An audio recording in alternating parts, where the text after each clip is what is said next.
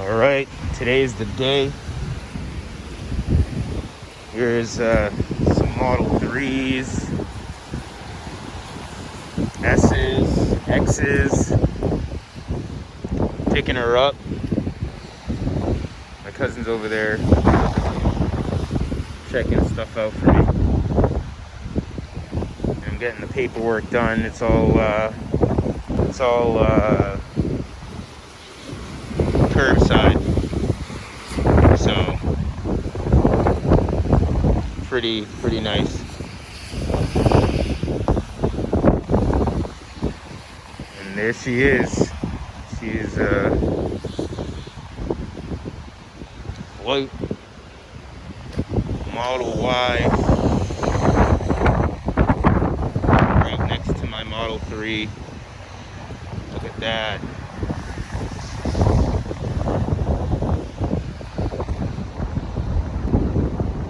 Really nice. Model 3, Model Y, charging it up for me. Took off those ugly hubcaps, put on the nice little chrome Tesla package right there on the wheels. Alright, I'll show you guys a little bit more later. It's raining out here. Let me go get my paperwork and my plates. Hey everybody, welcome to Tesla Tears. Today we have a special. I got my 2021 Model Y, and I'm gonna do a quick little review. Not quick. We're gonna do a detailed review of the Model Y.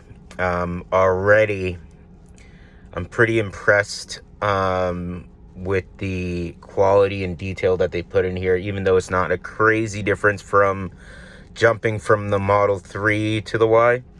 But I'm going to show you a few things that I am very, very impressed about. And yeah, I don't think I have any regrets. So first thing I'm going to start off is that I kind of lied about the steering wheel, but I was telling the truth in some aspects too. So as you can see, the steering wheel, like I said, is pretty flush until here where they kind of seamed them together. But other than that, like I told you, one of the biggest difference that I've seen is the steering wheel. I literally feel like it's more futuristic. I see that it's very simplistic, minimalistic, whatever you want to say, it's there. The one thing I do not like is it still has that center console, man. That's just like a fingerprint magnet. Look at that. Look how shiny that is.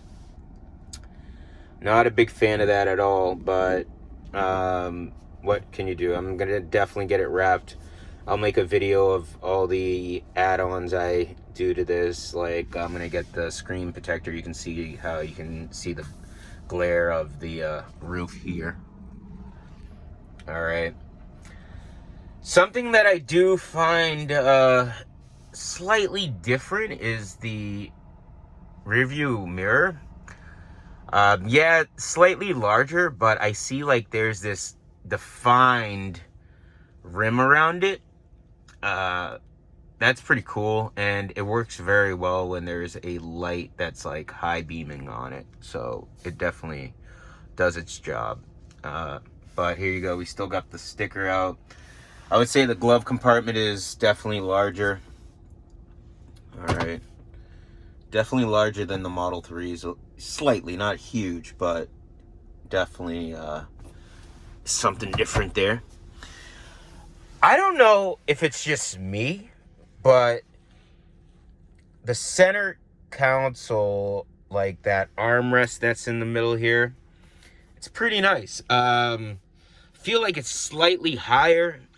So when you're sitting in the seat, it's super comfortable to drive. It kind of feels like a captain's chair. You know, it's very, very comfortable, I would have to say. It's like, I feel like Model 3 was a little lower or something, but maybe it's just me, but I feel like this is way fatter and wider. So, as you can see, it's pretty nice. Yeah, it's definitely fatter, I would say. All right. And here's that steering wheel. Let's get back to this now. What's pretty nice is the new little track pads, or whatever you would call it. They're like metal. It feels nice. Feels really nice in the hand. It doesn't feel like that plastic on the Model 3, but don't get me wrong, I never had a problem with it, but this definitely feels really nice. It kind of feels like the Xbox Elite controller type feel. I don't know if you guys understand what I'm saying, but whatever. Definitely nice. The one thing I can find that's slightly weird is that the lights are very dim in here. Even with the Model 3, the lights are something that I feel like needs to be worked on. Once I get my X, I really want to see. Actually, maybe I'll review it before I get my X. Review the whole lighting inside, because the lights in here are pretty dim, but maybe I can do something, brighten up the lights in here, but yeah, we'll see. Here is the door button. Exciting. I love it. It tells you right away, boom, this is how to open the door. I hated when people were pulling my emergency latch here, but here it is, guys. You got that nice door symbol. I feel like the stitching is more prominent. It's definitely sticks out a little bit more. I feel like with the Model 3, it kind of, I don't know, blend or meshed in. But yeah. First things first. Here we got the white Model Y. All right, here we go. I took the aero wheels off, and I added the Tesla chrome aero caps for them. I think it looks really clean. I was gonna do black, but everybody else is doing black, so I wanted to be slightly different, so I'm going more of a stock finish, so it can look clean. But I think these caps look amazing on it. It gives the rim like a punch that it needs. All right, here we go. You got the chrome delete from the handle to the trim here, all deleted, even from the side mirrors here. Everything's deleted. All right. The one biggest thing that people don't talk about is how prominent that back kind of fin is. It's not as prominent in the Model 3. The only way you'll really see it is when they add the carbon fiber spoiler, either if you purchase it after buying your car or the performance model. But this is very sleek. It makes it look really sporty, looks very aerodynamic. I really like that. I like the back tints on it. I like how the tint flows from the rear window all the way up to the roof. Nice and smooth. All right.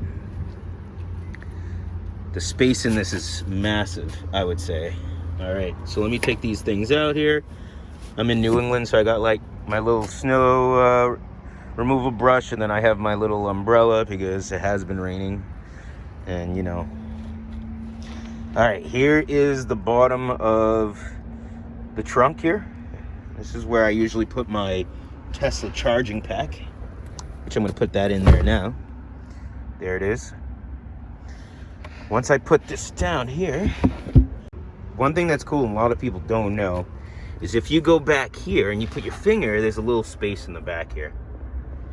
All right, so you kind of have two little private storage areas.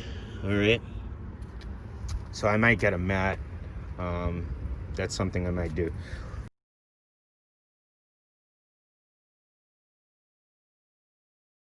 One thing that people are not aware of is that how to put down the seats.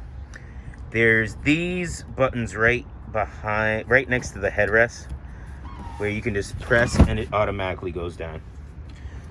Then you can put it up, but you can't, it's not pressing the button, or you can hold it and tilt it back.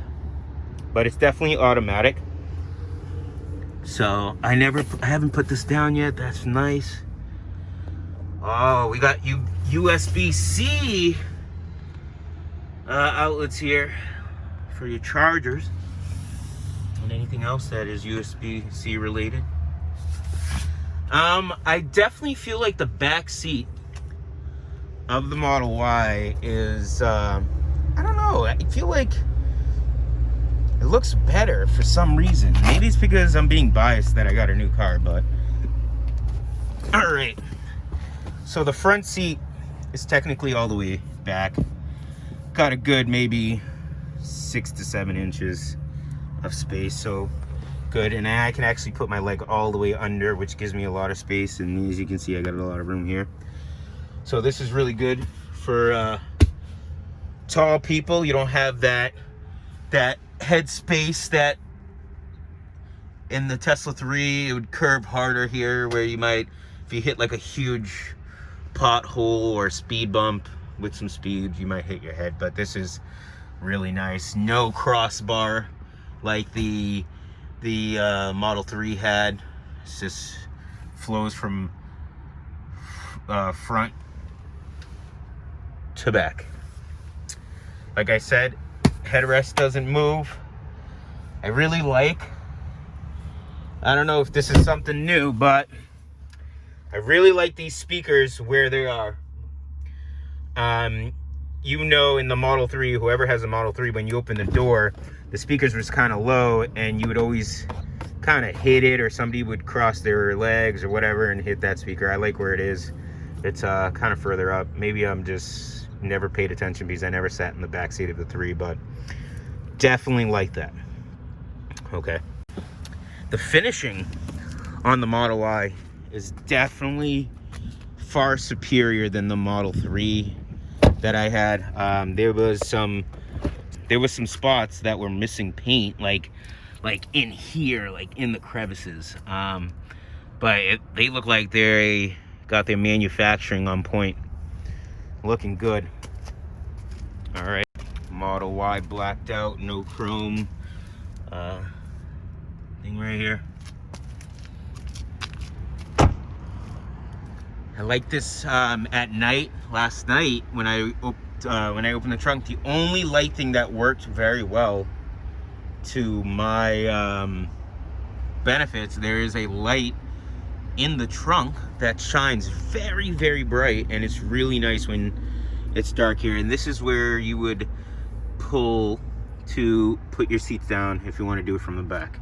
All right, so there is the button to shut your gate. There you go.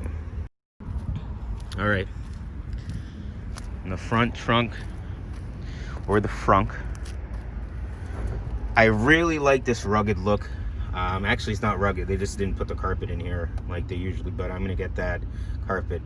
It's very deep, spacious. I would definitely say it's deeper than the Model 3. It's slightly wider, I would say, but I do like how their wipers are all set up in here. I know that's a weird thing, but in the Model 3, the wipers wasn't as clean as this, I would say, but this is clean. All right. Put this little bit of padding right here, I guess for sound or something. All right, these tires, dude, I really, really like what happened to these, dude. It's nice. Look at that.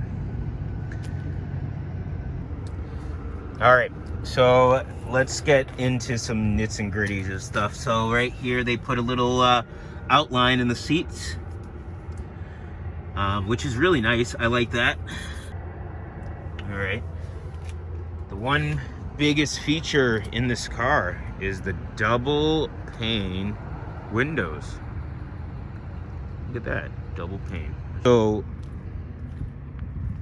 one biggest thing I can tell you about this car is that it drives better.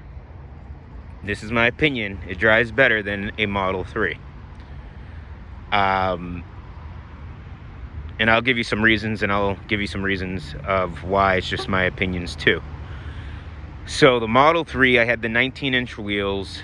It was a 2019, and it was quiet. It was really quiet when I was driving it. But the first thing I noticed as soon as I got into the Model Y was that it was quiet as all hell.